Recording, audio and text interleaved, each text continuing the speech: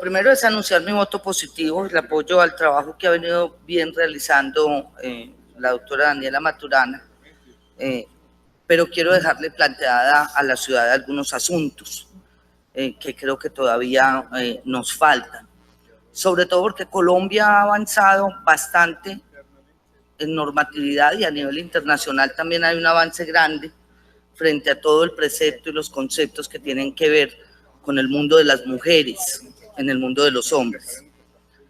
Y quiero referirme a varias cosas. Bueno, lo primero es que como decimos una cosa, decimos la otra, decían por ahí. No podemos negar que, no me acuerdo del nombre de ella, me lo recuerdan, la esposa del señor Fajardo. Lucrecia. La doctora Lucrecia avanzó montones durante el gobierno del señor Fajardo en este tema. Hizo una cosa que se nos perdió en el tiempo y que aún no recuperamos, fue el manejo de los medios de comunicación. Bueno, sí, primero ponerle en la agenda, pero lo segundo, ese manejo de los medios de comunicación, todavía estamos lejos de eso. O sea, retrocedimos montones, un poco con Gaviria y mucho con el doctor Federico, en lo que tiene que ver con el manejo de medios. Yo recuerdo que Medellín tuvo una arremetida de propaganda frente a la, ¿cómo dice Martín?, cosificación de la mujer en ese periodo. Y se avanzó en presupuesto, se avanzó en política pública, se avanzó en ideas, en proyectos, se avanzó en el manejo, en el espacio de lo público frente a la mujer. Se avanzó mucho. Y puso un tema que después nos dio temor a las mujeres seguir tratando. Ese tema es bien sencillo. Tenemos el problema en un mundo de machos o de machismo entre mujeres y hombres, pero ¿y el problema entre nosotras las mujeres? Es decir, esa diferenciación real y objetiva en la vida cotidiana de nosotras las mujeres, creo que ahí hay que empezar a poner un énfasis. Porque una política pública frente a un problema tan sensible como este, pues tiene que avanzar en eso y hacer en acciones afirmativas una diferenciación muy clara en qué es lo que hoy más angustia, más afecta la vida cotidiana de las mujeres rurales y las urbanas. El acuerdo lo toca de alguna manera, pero no profundiza en la acción concreta que se haría frente a eso. Pero además, ¿qué hacemos con la señora desplazada o la mujer joven desplazada que llega a la Comuna 1 y que su situación económica es bastante grave, que tiene más violencia intrafamiliar, pero también qué hacemos con la mujer de estrato 6, que es maltratada a veces físicamente y muchas psicológicamente? ¿Cuáles son las acciones afirmativas para esa mujer del estrato 5 y 6 que siente vergüenza por su situación socioeconómica para poder manifestar las cosas que le ocurren? ¿O qué hacemos diferenciadamente en acciones afirmativas para que la ciudad empiece a entender que declararse lesbiana o trans no es un delito y que Colombia como Estado social de derecho debe garantizar esta diferenciación? Ahí creo que hay que profundizar más. Ahí creo que hay elementos desde Naciones Unidas y desde la legislación misma para poder tener en cuenta que esas acciones afirmativas no son masificadas, que tienen que ser diferenciadas porque la situación misma de la mujer en una sociedad como la nuestra es bien diferente. 2, esas diferencias que estamos abordando deberían pegarse un poquito más de lo que se ha logrado a nivel internacional. Lograr una auditoría de género, unas medidas afirmativas en cada espacio. Yo voy a mencionar algo. ¿Cuál es el trabajo?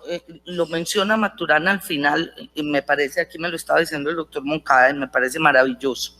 Yo no lo había pensado de esa manera, pero claro, empieza por casa. Esa comisión que estás proponiendo al final de tu presentación. Porque, por ejemplo, ¿cuántos empleados somos y empleadas en el Consejo de Medellín? ¿Y cómo tratamos internamente aquello de quiénes son las mujeres y quiénes los hombres en el Consejo de Medellín? ¿Y cuál es la relación real, laboral y de trabajo entre hombres y mujeres en nuestro Consejo? A ver si logramos que se nos pegue de esa propuesta de la doctora Maturana. Yo lo iba a decir de otra forma, pero me parece que lo que tú haces es acertado, entonces me pego de lo que tú propones. A ver si logramos que la administración también lo haga, en general. En general. Porque hay temas que uno por miles de razones no trae aquí, pero de los que tiene quejas todo el tiempo. ¿Cuál es la forma en que desde la casa, que es lo público, la administración municipal, se le da tratamiento? No solamente en la relación entre hombres y mujeres, sino además en la relación entre mujeres, unas con más poder que otras. Y ahí, ¿cuáles son las acciones afirmativas que podemos proponer para eso? Yo quiero felicitar a la secretaria, no le voy a contar el santo, pero hay quien dice que cuando usted cogió la secretaría andaba muy embolatada con el tema y que empezó a ponerle tal interés que hoy su cabeza tiene claro de qué es que hablamos las mujeres. Y yo la quiero felicitar por eso, porque hubiese sido menos meritorio si usted entra con el discurso y sin la acción, que haber entrado con el discurso no tan claro y haber decidido aprender ahí y tomárselo para sí. La identidad campesina, miren, nosotros no podemos igualar las condiciones ni socioeconómicas, ni culturales, ni de vida digna de una mujer campesina a una mujer urbana. Pero no solamente en nuestros corregimientos, es que un porcentaje gigantesco de las mujeres que están en nuestras comunas son mujeres campesinas. Así habiten el espacio urbano hoy, porque son desplazadas por la violencia, porque son víctimas del conflicto armado, que llegan a alimentar la ciudad. Esa mirada de la mujer rural, esa mirada de la mujer campesina, esa realidad donde nació y creció, es absolutamente distinta a la nuestra. Y no es, ahí toca hacer grandes esfuerzos, porque no es suficiente con mencionar la diferenciación que puede existir de manera general, sino cómo nos reinventamos la posibilidad de que ellas ejerzan su ciudadanía femenina como debería ser. Hay un sesgo ahí, y un sesgo bastante grande, porque fuera de que me sacan de mi territorio, me desplazan, me violentan, llego a una ciudad a la que se le olvida que yo soy campesina y que viví mi realidad bajo otros parámetros y que lo sigo viviendo en los ranchos de las ciudades. Usted ve las señoras y las mujeres que tienen el jardincito, y el jardín no son flores ni matas bonitas, es cebolla, es tomate, es cilantro, porque esa realidad de la tierra de donde vienen está allá metida todo el tiempo. Creo que toca diferenciar el programa de becas, de educación, hay que diferenciarlo para que esa palabreja que a mí a veces me molesta tanto porque no se aplica y termina siendo una disculpa, de la transversalización, la podamos tener clara frente a las mujeres. No podemos seguirle diciendo a la ciudad, si es que aquí hay becas para todo el mundo y ahí hay mujeres que atendemos. No, tengamos claro, doctora, cuáles son las mujeres que atendemos. Y frente a esas becas y frente a esa posibilidad de acceder, inclusive a guarderías rurales, las posibilidades de nuestras mujeres en los corregimientos son infinitamente pequeñas frente a las urbanas. Inclusive en el problema de la alfabetización. Hay que hacer una política pública en la práctica que nos permita poder decir cuáles mujeres estamos atendiendo y cuál es su realidad y su forma de habitar el mundo. Las trabajadoras sexuales en Medellín son una realidad que está en la calle, son una realidad que camina el territorio todo el tiempo. Y creo que es la Secretaría de las Mujeres, obviamente ahí está Salud, obviamente ahí están muchas secretarías, pero mujeres debe superar la vergüenza que siente frente a una prostituta para poder respetarla frente a la decisión, cuando es decisión, que tomó de cómo habitar el mundo.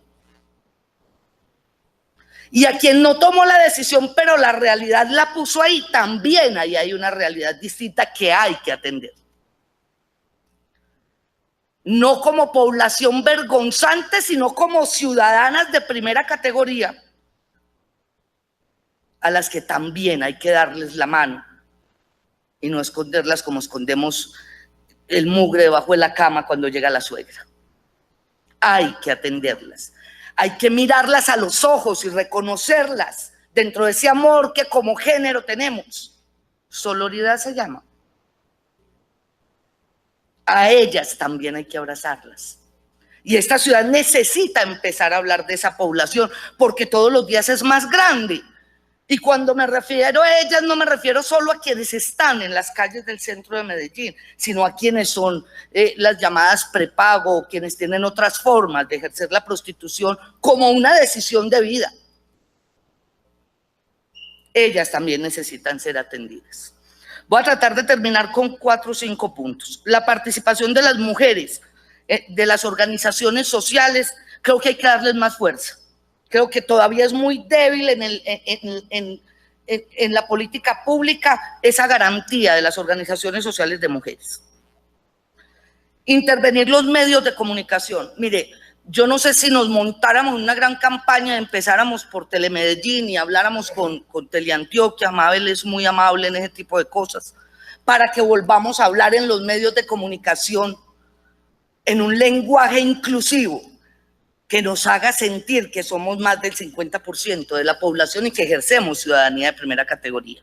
3, en temas de educación, economía, salud, participación democrática, hay que hacer una diferenciación de grupos de mujeres, ni siquiera solo en lo rural y en lo urbano, sino una diferenciación frente a las mujeres profesionales, a todo el tipo de mujeres, porque todas no vivimos el mundo ni habitamos el mundo de la misma manera. 4, falta de definir el enfoque del ciclo vital, el enfoque de la mujer campesina y urbana, definirlo más estrechamente en términos de cuáles son las acciones afirmativas que nos estamos proponiendo. La mujer cabeza de hogar, la discapacidad, la prostituta, la víctima de violencia sexual, que es distinta a la del campo a la de la ciudad, perdón, la violencia sexual, etcétera. ¿Cómo pensarnos acciones afirmativas que las piensen a ellas iguales en su ejercicio de ciudadanía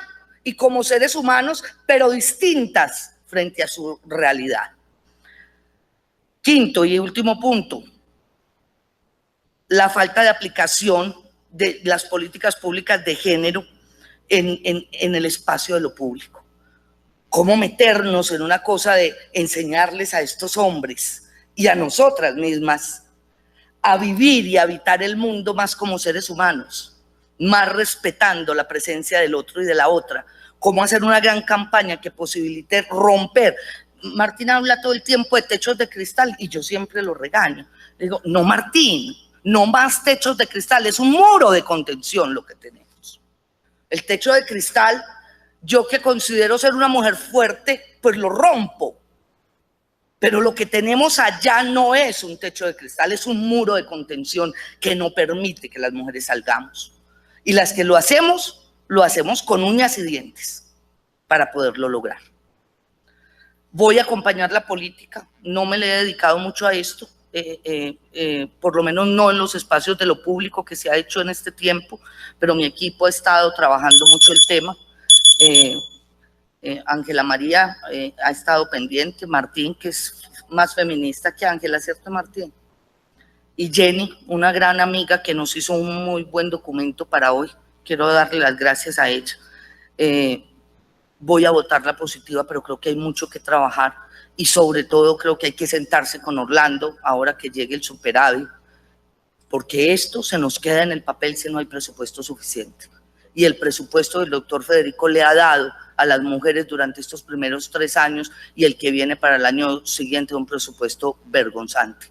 Necesitamos presupuesto para que las mujeres seamos, vivamos, vibremos, para que logremos construir una nación, un departamento, una ciudad, un barrio, una comuna, un mundo para las mujeres del tamaño de nuestros sueños. Muchas gracias.